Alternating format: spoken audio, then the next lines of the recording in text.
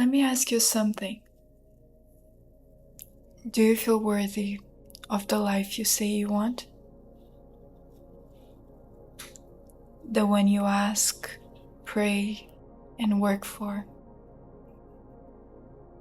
The one you visualize, dream about, and call in again and again?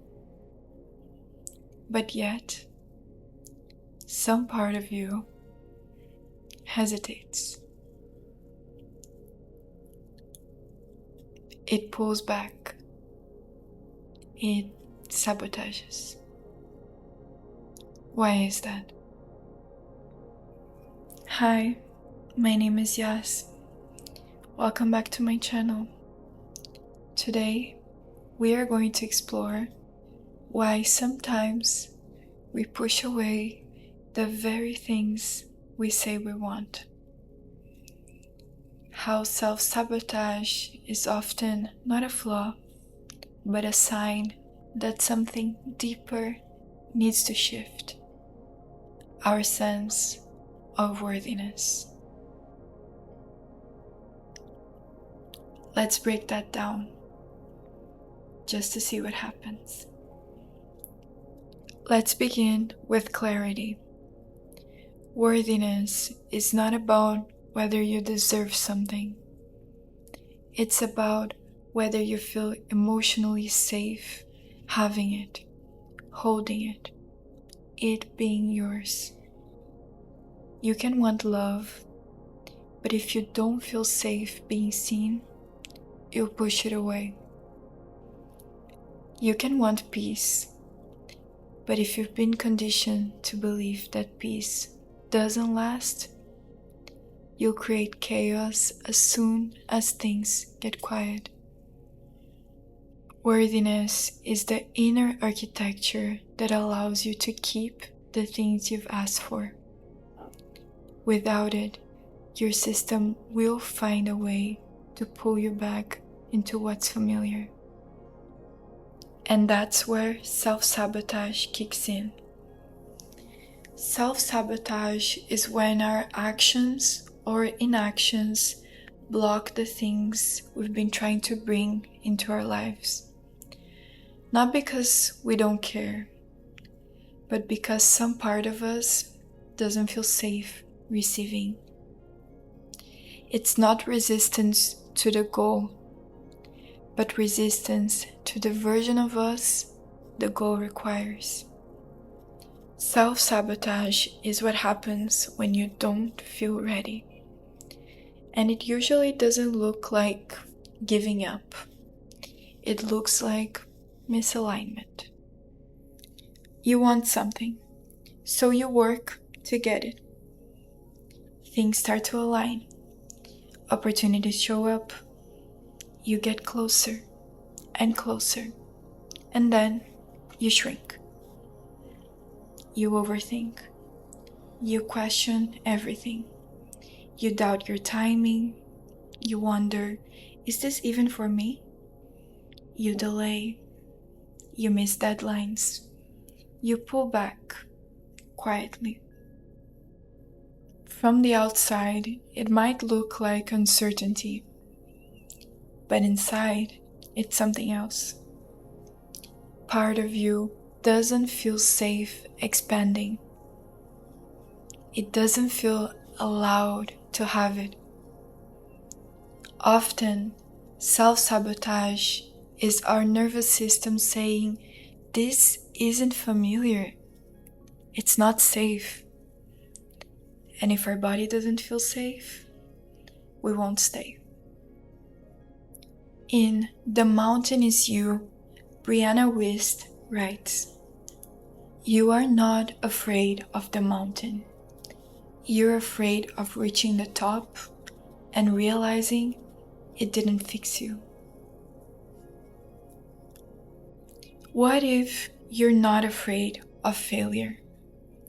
What if you're afraid you'll succeed and still feel the same pain you started with? What if you give everything you got? You sacrifice, you do the work, you get the thing. and it still doesn't fill the void. That fear can be paralyzing, because failing is painful, but succeeding, getting everything you want, and still feeling empty, that can be unbearable. So we hesitate, we doubt, we sabotage. When you're carrying that kind of pain, rest doesn't feel like peace. It feels like confrontation. Stillness allows for that fear to surface.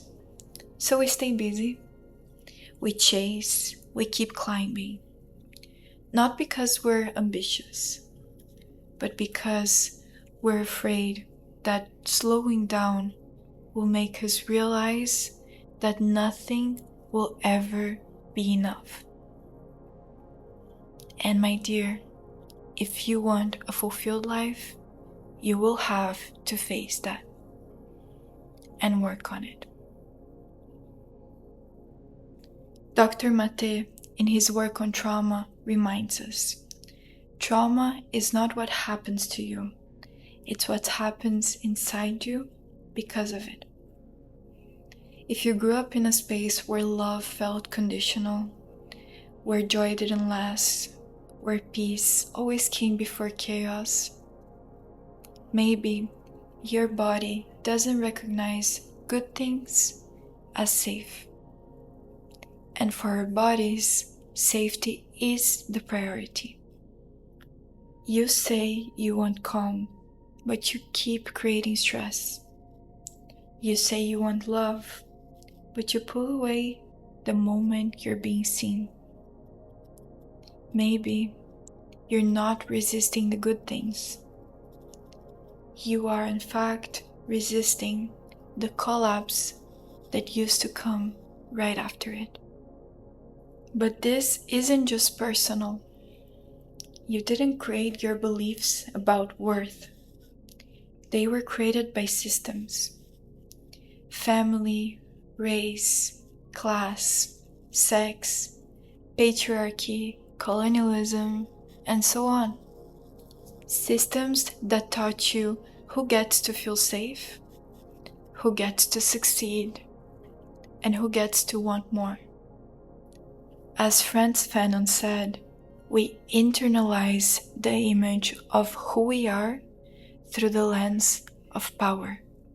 So even when something good shows up, you might still hold back, because some part of you still believes that it's not yours to hold it.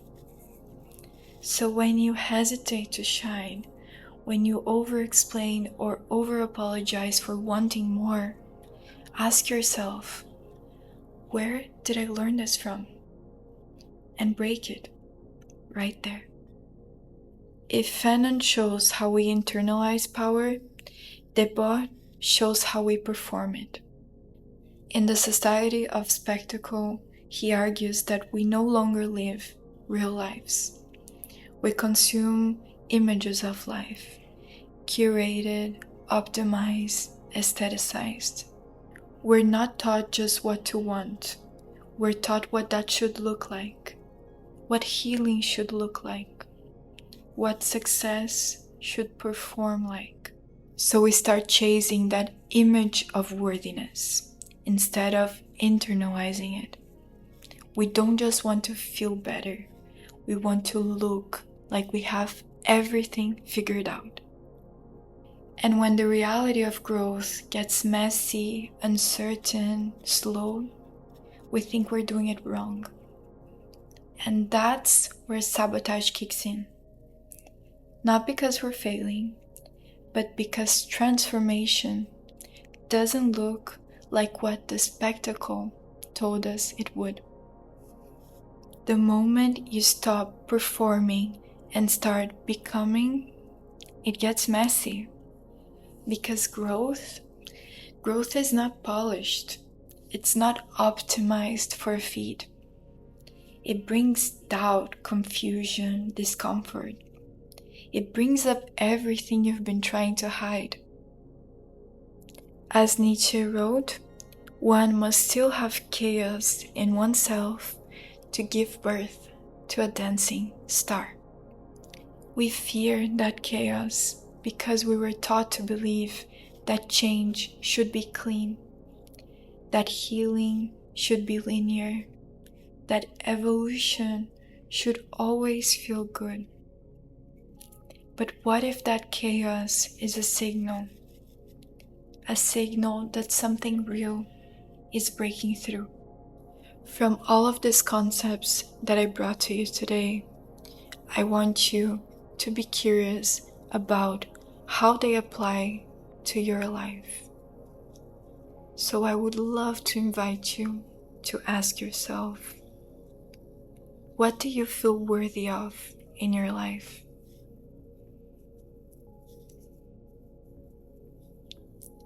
What areas do you still not feel worthy of receiving?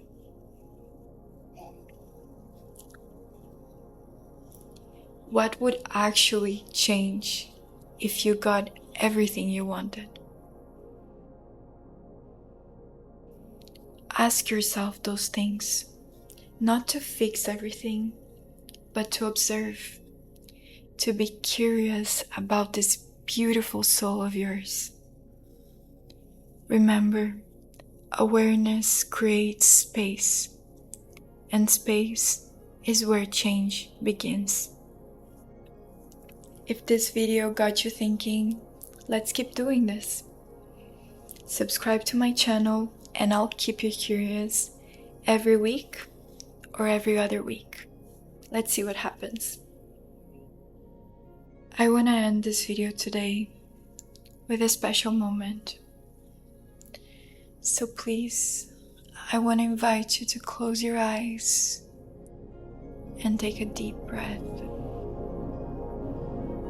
Open your heart to what I'm about to say. You don't have to earn your worth. You already are enough. You're allowed to feel joy right now, even if everything isn't figured out. You are allowed to rest, even when you're still becoming. You're allowed to receive love, even while you're healing. And if you don't believe it yet, don't worry, I'll believe it for you. See you soon. Bye.